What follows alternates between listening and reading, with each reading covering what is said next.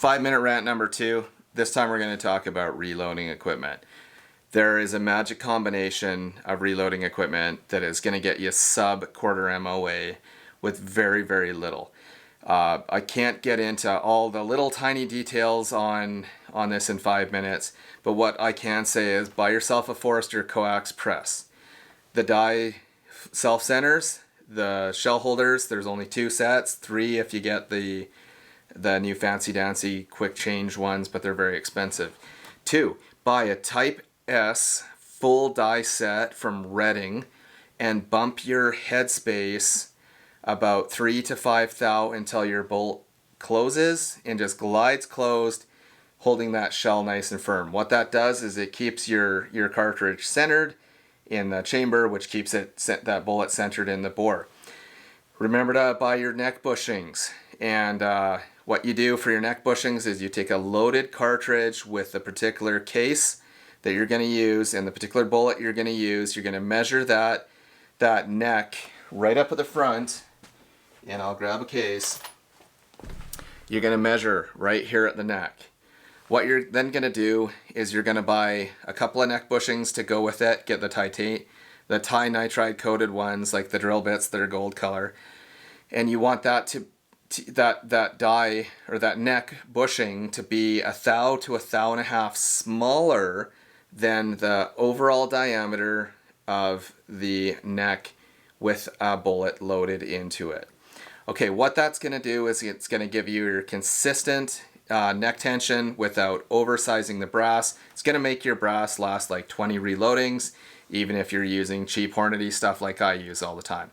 Okay, thing number 3 or 4 or 5, whatever it is, get yourself one of these salt bath annealer setups. I know they're not perfect. They're about $100 to set up. They're dangerous as all get out. There's fire dangerous. There's a very real explosion dangerous if you F up and put any kind of moisture in it. I take no responsibility for that. However, you can gain a lot from it by that little investment until you can get a proper annealing setup. Now, there's a lot of people that are slamming these, and there's a lot of people that are proposing these as being a really good setup.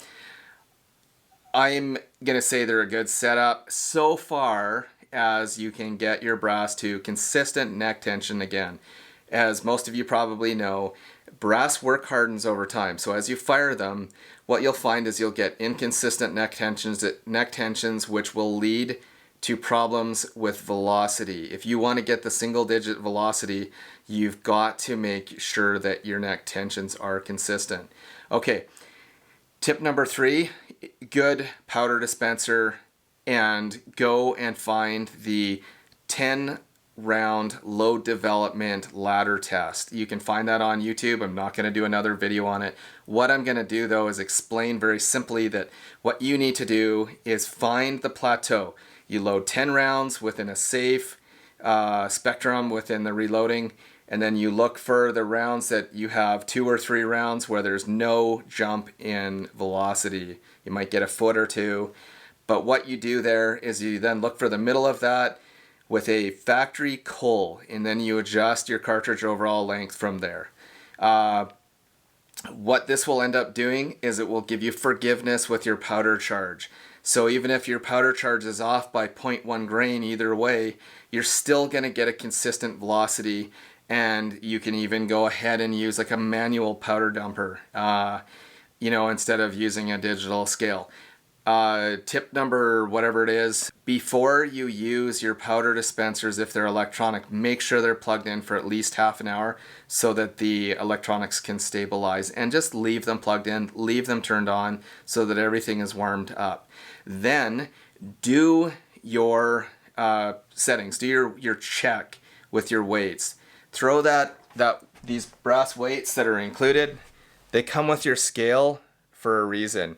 You need to run through your calibration process with the scale.